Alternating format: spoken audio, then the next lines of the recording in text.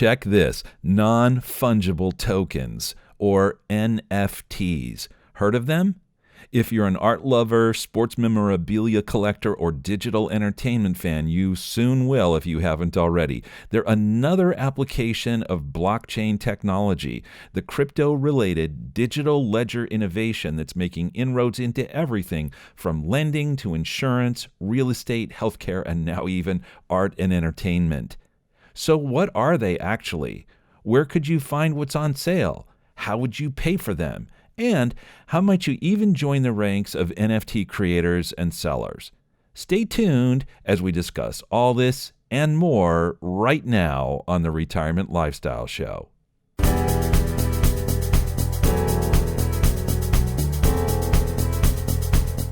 Welcome to the Retirement Lifestyle Show. I'm your co-host, Roshan Loungani, here as always with Adrian Nicholson and Erik Olson.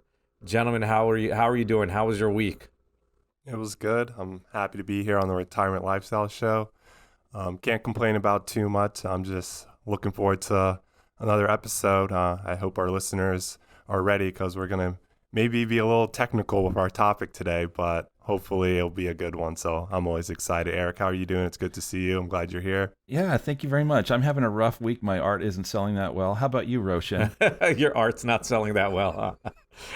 I'm doing well. Great segue into the topic, Erik. Today, we'll be talking about NFTs. We'll be talking about what they are, how to buy them, and how to make them if you're so inclined.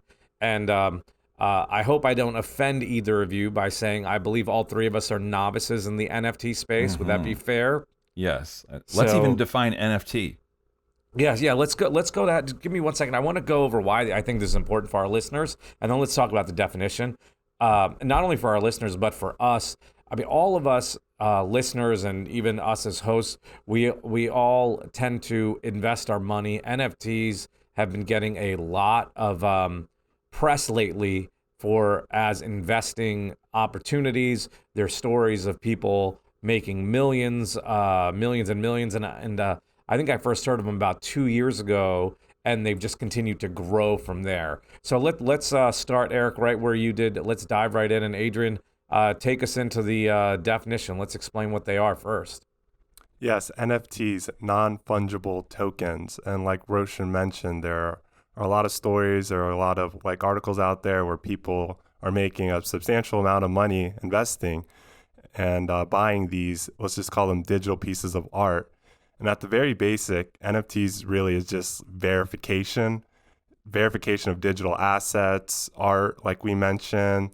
If you just do a quick Google search on what NFTs are, you'll probably just see like a picture or like a cartoon or something in kind of like a square box. And people are buying these, people are creating these on the blockchain. And I think Roshan mentioned that we're kind of novices about it because, again, it's very new. It's something that kind of came up very recently that people are talking about. It's kind of like a buzzword. It's kind of hard not to cross over it when you're on like YouTube or social media. And one of the kind of themes or topics or kind of quotes we brought up a bunch of times in the Retirement Lifestyle Show is follow where the money's going.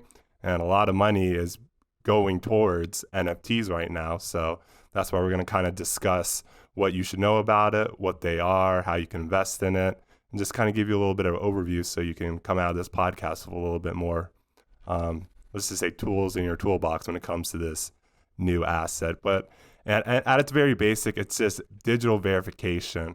Like having something online, you want to know that whoever owns it or whoever has it, they have those rights to it, and it can be verified on the blockchain. And actually, just we said the name and what it is. I actually want to define it a little bit further. So yes, non-fungible token, that's what NFT stands for. But fungible means that non-fungible is something that can be replicated or replaced. So for example, $1 is fungible. You can give me $1, I can give you back $1. We both have the same thing. Non-fungible means it cannot be replicated or replaced. So you are the owner of that digital piece of and Roshan, art. Real quick, I think you also brought up kind of the contrast between like NFTs and cryptocurrency, because you kind of have to talk a little bit about them both when you bring up the topics, where Roshan said, like you can kind of trade like one Bitcoin for another Bitcoin. It kind of has those similarities that you can have that transaction. Where NFT, since it's kind of digital art, it's a little bit more subjective. It's kind of hard to trade one, let's just say, digital picture for another one because they're so different if you think about it, and they have different prices and value. So I think that's something that's interesting to make note of. Yeah, so you had mentioned, or both of us had mentioned cryptocurrency. Typically, people are using Ethereum for this. There are some others that you can use as well, but that is by far the leader in the space. If you're a buyer and you're using Ethereum, you have more options of what pieces of art you can buy. If you're an artist and you're selling your pieces of work, using Ethereum means you have more buyers. So just because that's the biggest currency or cryptocurrency in the marketplace, there are other options, but yes, that is the leader. Now, so we talked about what they are and defining what they are. I'm just going to repeat, Adrian, what you said. It's a piece of art that you will own. And art can be anything from literally, if you have a picture on your phone that you really like, you can try to sell that as an NFT. Now, if you sell it, that other person owns it, right? It can be a picture, a video. There are a lot of people that are creating them. They're going online. They're using software to draw them. And we'll go a little bit further into that. Gentlemen, anything to add on the definition of what an NFT is? Well, I think you've hit the definition. I would just give maybe examples to bring the definition to life. So you've mentioned art, and just to expand that a little bit, it can be a meme, it can be an audio clip, it can be a video, it can be anything that is in any digital creation that's that you can't actually physically hold and touch. Yes. Yeah, it's definitely, like you said, a digital creation. As an example of something that you had said that a lot of people will relate to, there was a very popular YouTube video from, I'm looking it up, it's from 2007. It was the Charlie Bit Me video where you have one brother with the younger one on his lap. It's probably under 1 year old, and the kid says, "Charlie bit me," and so they sold that as an NFT, and it ended up selling for £500,000. Oh my goodness, that's incredible. Yeah, that's one where most people have probably seen or heard of that video, but think about that. It sold 14, 15 years later for £500,000, which is a little under $700,000. Yeah, I think that's the interesting thing where like NFTs, the kind of protocol and the technology behind it is going to become more and more important. Again, it's kind of early on to see where NFTs are headed. But let's just wind the clock back. It's like a couple of years ago. It was kind of hard to really know at the end of the day who really started a meme or who had this like picture online or whatever it may be, whatever digital asset or whatever it is on the internet. It was kind of hard to see where the original source came from. But with these new technologies and protocols, blockchain coming onto the scene right now, you can really track it and verify it. And we can have people that own these like new pieces of content that are coming out online. And I think also, which is going to kind of be like a roadblock for some investors and some technical people like us, is again, this is a little bit more subjective. Like these NFTs, these pieces of art, digital assets, these videos, these memes, these like these, how it's implemented in gaming, it's really hard to kind of run some like technical analysis on it or run fundamentals on it. It really is very subjective at this point. And are you all familiar with how like NFTs are kind of building communities right now? That's a very popular thing that's going on. Please tell us about that. No, I was not aware of that. Yeah. I guess well, maybe for around example, memes or what? Well, for example, right now, if you kind of go on like social media, if you have like a celebrity or favorite sport athlete, you might look at their profile picture, kind of like their icon for the account. It might be an NFT. So you're seeing some celebrities, some people be part of these like NFT projects and kind of forming their own community where it's not just one NFT in this community. It's like multiple NFT projects being created kind of under this umbrella, and they're kind of forming communities. So that's one thing investors should kind of consider when they're looking at NFTs or whether they want to invest in it. Kind of look at the community, the project, where it's been created, kind of the background on how these kind of got started, to see if this is an area you might find interesting. I think that's a big part of it. So on that note, Adrian, you think about the same thing with once upon a time, and actually still to this day, baseball card collectors. So they have a common interest, and so if you can get an early copy or the original copy of, let's say, a Mickey Mantle card or something like that, that's worth something. The nice thing about the NFTs in this respect, at least, is it's because it's recorded digitally on the blockchain. It's indisputable who has the original, and so you can have copies, and you can choose, because it's if you own it, to make copies available to people, but there's just no disputing that you own the original. So I can see how that would happen. One of the things I think is, you talked about communities, Adrian. One of the things I think is really interesting about this is that what's more recently, I think, you've seen it happen in the sports world. You've seen it happen, for example, I think, if I'm not mistaken, the NBA Top Shots video clips, the combined sales on those now, or at least at some point late last year, was nearly $500 million had been spent by people to buy the originals of those things.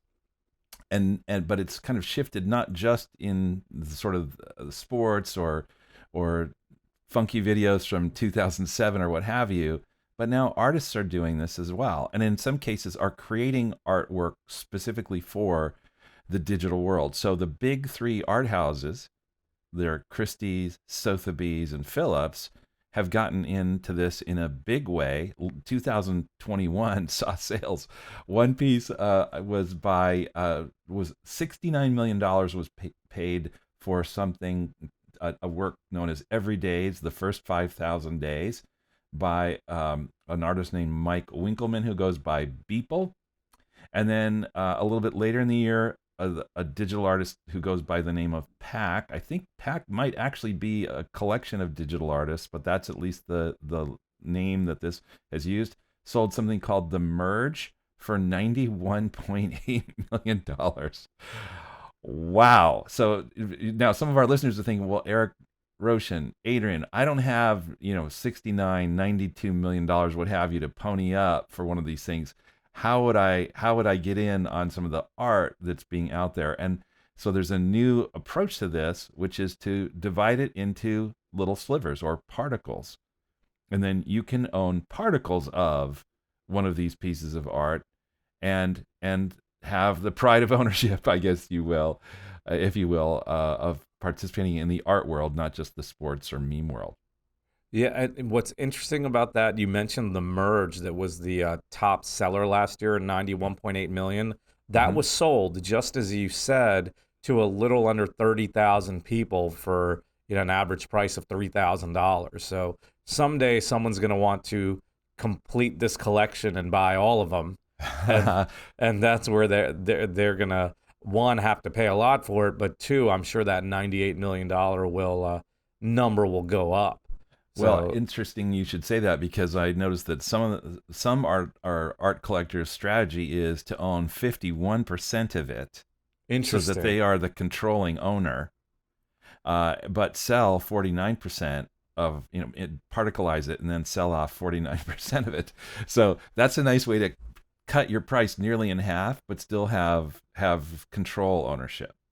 Yes, actually, that's a good idea. I did not see that one that previously. That's definitely interesting. So if you're someone who wants to buy this, let's talk about how you can do it. I'm happy to start, unless either of you want to take us down that path. Yeah, you can go ahead, Roshan. All right. So if you're someone who wants to be invested in this, there are multiple steps you need to take, which I imagine the first time you do it will take a while, but as you get going, it gets less and less complicated. But the very first thing, we talked about crypto already, is you need to get some Ethereum. So you probably, and there, as I mentioned, there are other currencies as well, but this is by far the dominant leader in this space. So we have an episode, a few episodes on crypto assets, cryptocurrencies, where we talk about this, but and we're happy to go deeper into this again if we have listeners that want to figure this part out. But I'm just gonna leave it as first you've got to get Ethereum, and you can use a variety of exchanges to do that. I've seen Coinbase come up a lot, or the Coinbase. You also need a wallet to put your currency in and attach to these places where you can buy NFTs. And that wallet, I've seen Coinbase wallet come up a few times as well. I have no experience with that one at all, so I can't say I either like or don't like it. It's just one of the major players in that space. There's another wallet as well that I've got to find the name for, that tends to be another popular one. Give me one moment, and it's called MetaMask. So those two are the names I'd seen most frequently, MetaMask and Coinbase, in terms of getting the crypto and having a wallet. So once you get the cryptocurrency, you need to attach your wallet to one of the NFT markets that are out there.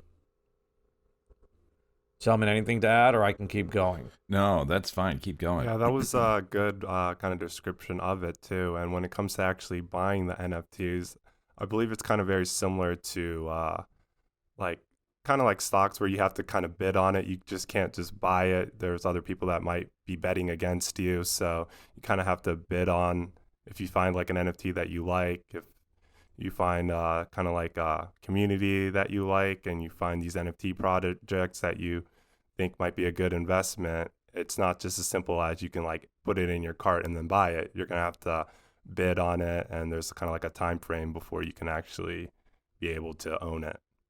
So I've seen that a lot. What you've just described, and I've seen it compared to. They say it's like the eBay. So I'm going to take a step back. There are a lot of different NFT markets. The one that I've seen come up most frequently, I believe it's the biggest, but I don't want to be quoted on that, is OpenSea. The website is openCSEA.io. Once again, I mentioned at the beginning, we're novices, so I don't have an account with any of these places, nor have I purchased an NFT or anything like that. But on OpenSea, you can literally go and look at what's listed, and many of them will be, as Adrian described, as an auction, just like eBay, where you can bid and other people can bid against it, and it can go up. I remember seeing that, Adrian, you mentioned Beeple. He had a piece that sold last year. I can't remember which one, but the auction started, I believe, at $1 million, and it went way up. It was the one you mentioned, actually. It was the first 5,000 days, and it ended up selling for God, what was it? I think it was $69 million. 69 million, yeah. So that's definitely common, the auction version of it. But if you are an artist, which we'll talk about in a moment, if you want to try to sell your NFTs, you have the choice of selling it via auction or having a fixed price. So going back to, if you want to buy it, first step is you've got to get Ethereum or one of the other cryptos that are used. You've got to get a wallet to put it in. You've got to then pick an NFT market you'd like. Some of the other names are Rarible or Mintable, but as I mentioned, OpenSea is the one I found most frequently, and I believe is the biggest. Then you can go in there and try to buy it. Once you're buying it, you've got to have additional Ethereum beyond the price to pay for the fees. The fees are called the gas prices. Gas is the term they use for it. And gas prices will rise and fall. So when you go to buy your NFT, let's just, to keep it simple, say you have one coin, one Ether, and that's the exact price of it, and you try to buy it, you're not going to get it because you don't have enough money to pay for the transaction cost. And they can be significant. in the hundreds, the dollar equivalent, the hundreds of dollars range. In addition to that, you do pay a fee to the exchange as well, which you've got to be prepared for. So you've got to make sure that you have a little extra in your wallet, a little extra Ethereum to go ahead and buy the actual piece of art. So I'm going to point to a few other places that you might be able to shop if you're looking for this, or at least explore, and you've mentioned a few of them. So one is niftygateway.com. These are not endorsements, listeners. These are just, we're just telling you, some, if you want to just go hit a few of these websites and see for yourself. Niftygateway.com. Another one is Non-Fungible.com, and Non-Fungible is more of a sort of an industry monitoring, reporting source. So, that's, if you want to learn more at a big picture level, they have a quarterly update, and you can sign up for that and just start getting educated on some of those things. ParticleCollection.com is another one, which I was talking about. I was earlier talking about the particleization of these things. There's another way of looking at it. And you mentioned NBA Top Shot as well. If you are inclined to buy some of those NBA NFTs as well, you can get those there. So yeah, there are definitely a bunch of them you can go to. Yeah, interestingly, really? I was just gonna say, interestingly, NFTs have been around since 2014. I was surprised to hear that it says they really went mainstream in 2021. I was just curious as to when they actually started, just because I feel like I definitely heard about them in 2021, and I don't know if I heard about them in 2020 or not. Yeah, that's a good point. I guess we should clarify for our listeners what we're talking about today isn't, at the same time, it's not an endorsement of this. It's more of an observation about, I think, a phenomenon, and usually these phenomenon, the contours of whether or not they're going to be real and permanent, are sometimes a little hard. I have a daughter who is a successful painter, and so far she hasn't stepped into the digital world with all of this, but I could see how, as I've gotten more exposure to the considerations that artists have about their work and about its dissemination and so forth, I could see how this could be for those non-fungible, as we said, non-fungible artworks. This could be for a variety of collectors, something that's really useful and valuable, and an established domain in its own right over the long run. I do think, though, that it's hard for me, at least. You guys, I'd love to hear your thinking about this. It's hard for me to separate my observations about what's taking place in a number of, I would say, rapidly evolving marketplaces, NFTs being one. We're going to be talking in another episode about metaverse. We've certainly talked about crypto. And by the way, listeners, if you haven't done so and you'd like to, you can go back to episode 96, and there we interview Jeremy Epstein, who is able to talk about the crypto space in very articulate ways and very knowledgeably. He's been at it for a long time, so I'll point you to episode 96. But part of me just thinks, wow, is this phenomenon right now, the meme stocks, the NFTs, the cryptocurrencies, at least some of the more mocking ones, like Dogecoin and things of that nature, are we seeing a lot of this just sharing one underlying driver, or at least on the pricing side of it? I think there's the technology as a driver, but are we seeing essentially Fed policy keeping rates so long, being the Fed put, so that it's essentially perceived as relatively riskless? Are we in a massive bubble in a lot of assets, these included? Thoughts about that? Yeah, I think that's a really good point that you bring up, Eric. And I think you are hearing that like 50 new NFT projects are created every day, and most of them, are most likely going to fail. I think that's something that people really need to consider when they think about investing in this space. And again, it's very new as well. So that's also something to consider, where you don't kind of have this kind of consistent, mature kind of NFTs have kind of proven the test of time that they're here to stay and they're a good option. So that's a thing to consider. I like to kind of look at how it can be applied and how they're being used. I think that's going to be something I'm really going to monitor to see if these things can really withstand the test of time and hold the prices that they're holding right now. I think is really important, because that's going to really test to see whether or not this is just another fad. This is just another way people are trying to just make money real quickly, and just what's going to be the next thing, I think is really going to be interesting. But I do like some like the applications you're seeing now for NFTs. I think one thing that I find interesting is, have you heard of like the digital frames now that people are creating that they're trying to use? No. Where you can just basically, it's just think of it as like a picture frame in your house, where now you have kind of like your digital art or your NFT in there. For example, like if your house burns down, or if there was a fire, if the digital frame is burned down, you're not going to lose that NFT because it's online, so you'll still have it. Another application for it, a big one, is gaming. I think that's really big now, where cross-platform gaming is becoming really big now, where not everybody has to have the same system or the same game or whatever to play or join an online game with each other. Now it's kind of all connected as one, where now people want to be able to, if something new is created, if a new game is created, they don't want to kind of lose everything. They want to kind of have something where they can transfer from one game to another. So NFT is going to try and answer that call, where you don't lose everything when something new comes out. You can kind of transfer it from one to another. And it's verifiable too. So you can't kind of, if you like lose something, or you're not sure if you're buying something that's authentic or real, you can kind of verify it that it is. I think that's really interesting.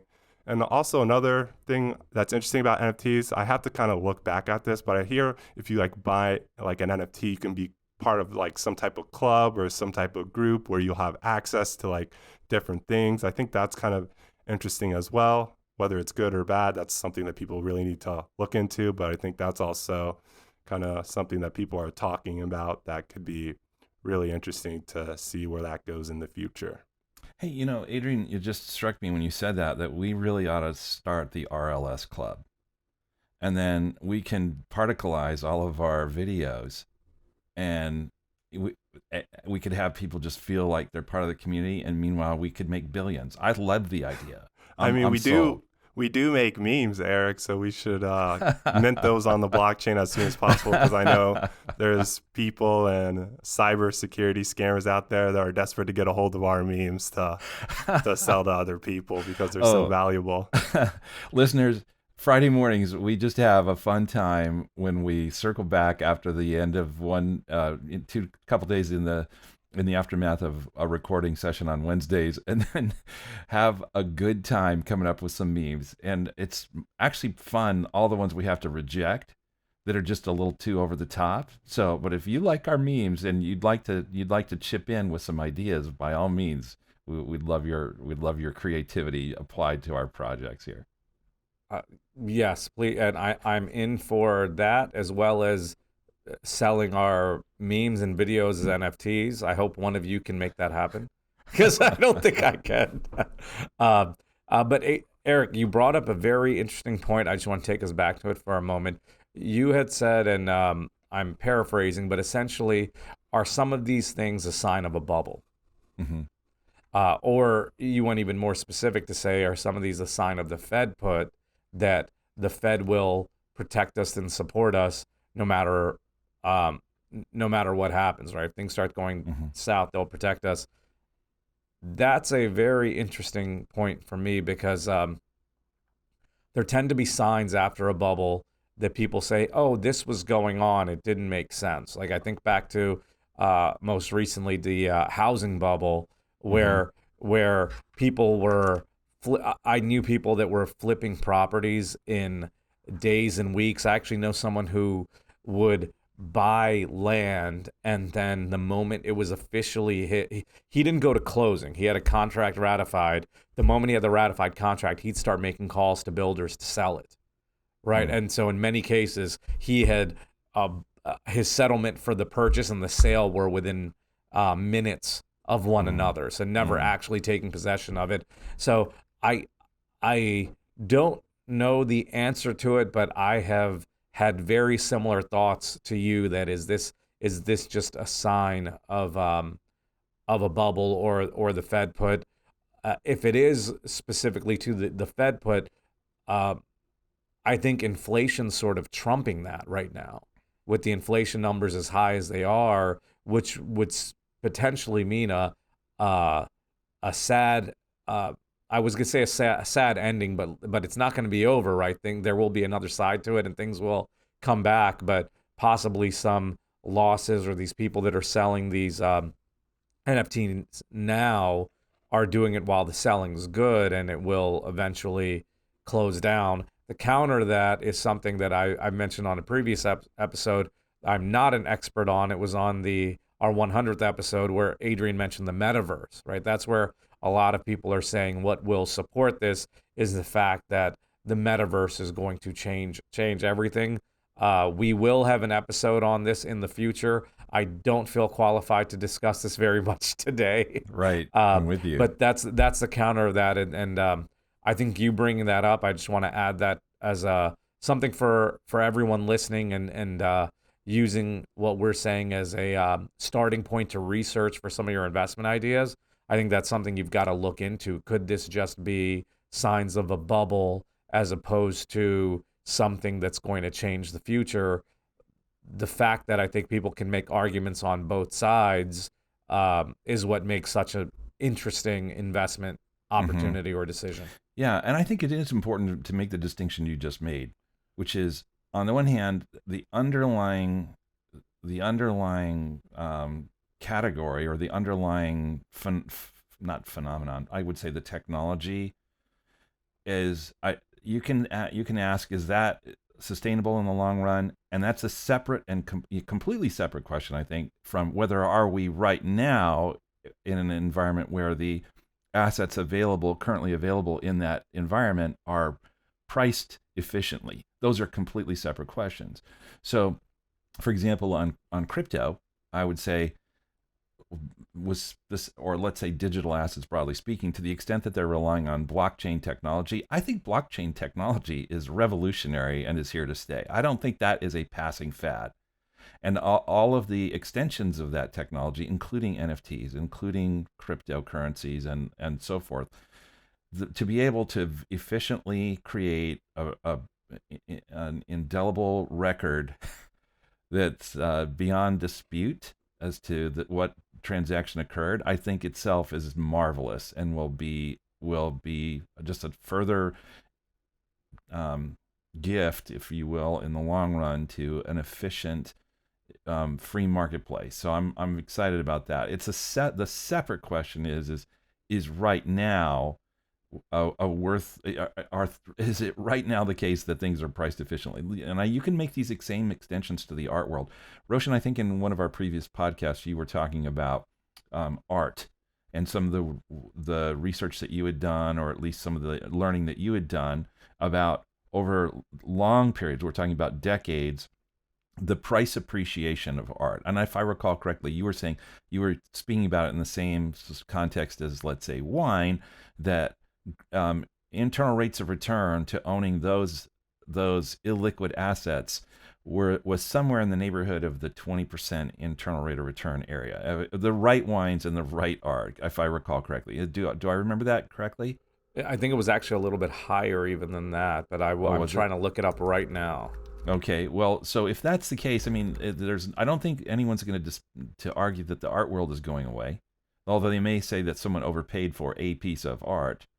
But long run, beautiful things that people want to own and that they'll value there's certainly a market for that. And so it's just a question of, I think, time before we are able to ascertain which of the assets that are now being created digitally will stand the test of time and be enduring pieces of art that people are actually glad they bought and paid such and such an amount for, and over decades and centuries, we would see their value increase, just as with a Rembrandt or something from Michelangelo or Da Vinci or what have you.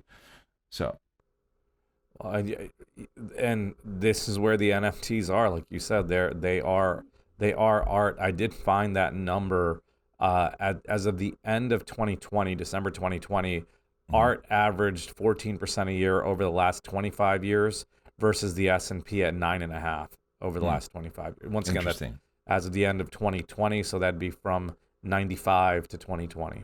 Hmm. Hmm. So yeah, and that's where this is so interesting. I do want to move us on to one other portion of our episode. We talked about what Yeah. an NFT is.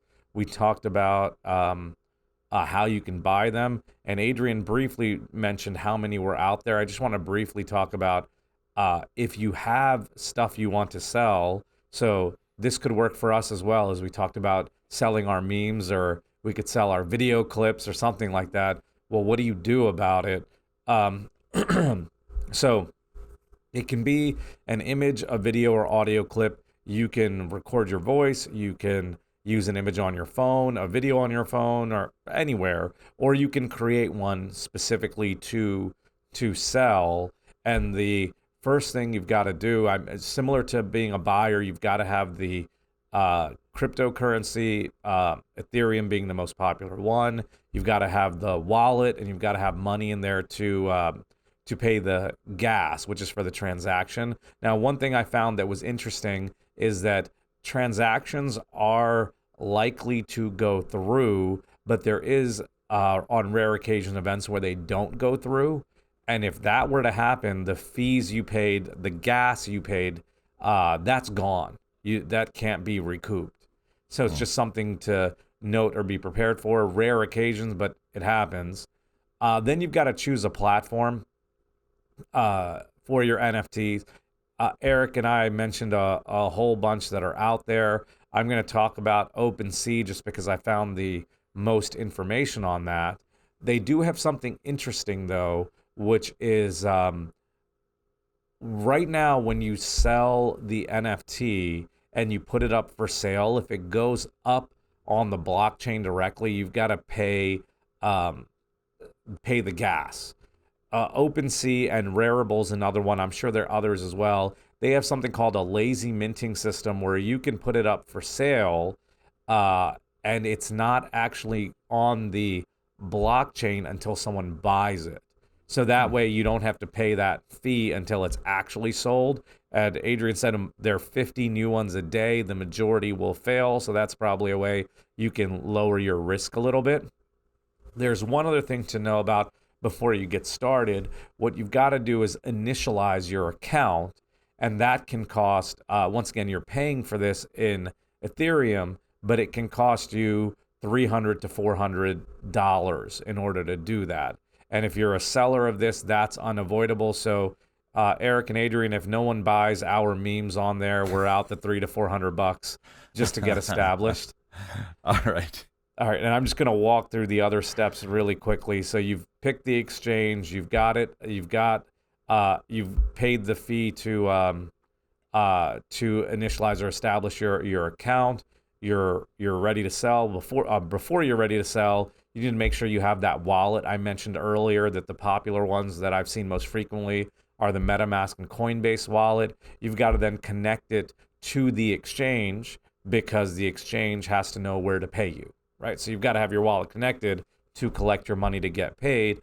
It's another warning with this, which is they prompt you to connect your wallet. There are cyber criminals out there trying to show you a prompt that looks similar to connect your wallet, and if you do, they'll steal it from you. So be very careful connecting your wallet to anything that's similar to giving someone access to it. And you don't want to give access to a criminal. You wouldn't want to hand your wallet full of cash to a criminal, so be careful where you connect your wallet here as well. Once you've gone through those steps, you can upload or create your NFT. So a lot of these exchanges have software on there where you can go in and create it, or if you've got that picture, that meme, the audio, music, whatever it is, you give a speech, if you can just upload that and put it for sale. And I just wanted to mention a couple of the interesting things that I've read recently just because they've gotten press. It wasn't even necessarily in preparation for this episode. But gentlemen, did you hear about the Indonesian student who made $1 million with NFTs? No. I think was it like a young person? I heard that they're like still going like public school or something. Or I mean, I hear stories like this like all the time where like people of all ages are just making money off of like NFTs. But I'm really excited to hear the story. Roshan, go ahead. Yeah, so this was a 22-year-old student, and he was in the Philippines, I believe. He took selfies for 5 years, and then he uploaded them. He went and sold them, and to his surprise as well, he made $1 million. So his name is Sultan Gustaf Al-Ghazali, and his collection is called Ghazali Every Day, and he just literally took a selfie with his computer every day for the last 5 years, went up and sold it, and he now has made $1 million selling that. Another interesting one that I saw is there was a couple whose house was under foreclosure, and they didn't know what to do, or they were going to be foreclosed upon. They were months behind on their mortgage. They didn't know what to do. They then went and created 10,000 cartoon ducks called Dastardly Ducks, and within 6 hours of putting them on sale, they made $120,000, more than enough to cover, catch them up on their mortgage, and have money left over. So these are the kind of stories we're seeing every day with NFTs. You've got the big ones like mentioned Beeple with the almost $70 million sale, but then you have a couple which, Adrian, when you mentioned how some will fail, compared to Beeple, you could say they failed. They still made $120,000 in 6 hours, right? Yeah. So I would still say that's a pretty good one. So there's a lot of money flowing to this space, bringing us back, Erik, to what you had said earlier. Is this a sign of a bubble, or is this the future in the metaverse? And Erik, you and I, forgive me for saying this, may be too old to get it. Adrian, we're now relying on you to be the metaverse expert and tell us that side of the argument. We'll save that for a future episode. Yeah, I think you're absolutely right about that. I think maybe since you've said, Adrian, is gaming, and you can through this environment you can connect gaming. Maybe what I need to do is to go get myself an Xbox or a PlayStation or something like that, and start exploring a little bit. So I'm not decades out of where the technology actually is today. Yeah, you mentioned gaming on that. We talked about this on the crypto episode with Jeremy, but my 9-year-old's favorite thing to get is V-Bucks on Fortnite, which is essentially their own currency within the game, right? And that's where, as Adrian has said, well, what if that gaming currency could be used across different platforms? And that's the crypto equivalent, and they also have what I'd call the NFT equivalent in these games, which is what they're buying is called skins. Most frequently, I'm sure there are other stuff I don't know, but skins are essentially different outfits for your character. So, like for example, he got a like a Spider-Man skin, I think was one. So he can, and Spider-Man, you can fight in the game as Spider-Man, and you can do a dance as some kind of Spider-Man dance or move that other characters can't do. Interestingly, aside from the look and that kind of move, it gives you no special power. Like you're not a better player, no better artillery, weaponry, or anything like that. But that to me sort of connects what the metaverse is, because some of the arguments I've read for the metaverse in the future have essentially said, well, right now, people that want to show off might buy a nice car, a nice watch, something like that, whereas those things will be less important to you because you'll interact with others more frequently on the metaverse, so getting that Spider-Man skin will be more valuable than getting to you from at least sort of that psychic gratification perspective versus the nice watch or the nice car or nice purse.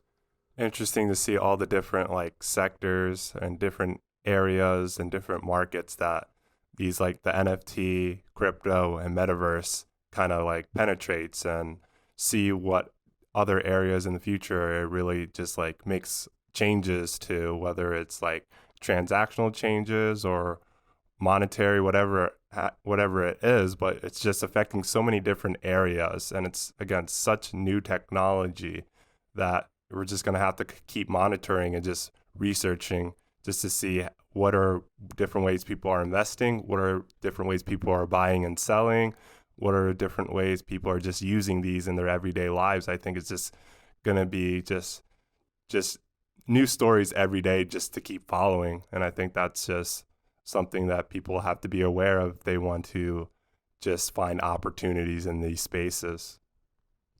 Yeah, it's definitely evolving. One last analogy I'll mention that I just thought of with the whole crypto and non-fungible space is, as I was describing these V-Bucks to you, it reminded me of what they do at Chuck E. Cheese, where you had to get tokens and now it's a card, or Dave & Buster's, where you have to get a card, or even casinos, right? They have you transfer your money into chips, and those chips are typically only valid at that casino or their chain. And what they're doing is they're almost making it too complicated to figure out the value of what you're spending. So the chips are a little obvious, they're numbers, but I don't know if either of you have been to Dave & Buster's recently, but you go and you put money on a card. I have no idea. You put $20 on a card, and then you go to a game, and it's like you have X hundred amounts of points, and the game costs this many points. I have no idea what that translates into. So it's just, or you could even say credit cards are a similar thing that could potentially increase spending. So that may be a warning or a potential use case saying that some of these things may be here to stay. Although as I think they are, it's just what the value will be. Gentlemen, do you have anything to add on NFTs? This has been a pretty extensive NFT 101 class I think we've just done as students and professors. There you go. I have got nothing more to add. All right. For all of our listeners, thank you for joining us. We hope we've educated you on the NFT space. I know I've learned a lot just in preparing for this episode. We'll be back next week with another episode. Please like, subscribe, give us 5 stars, tell your friends and family. This has been another episode of the Retirement Lifestyle Show.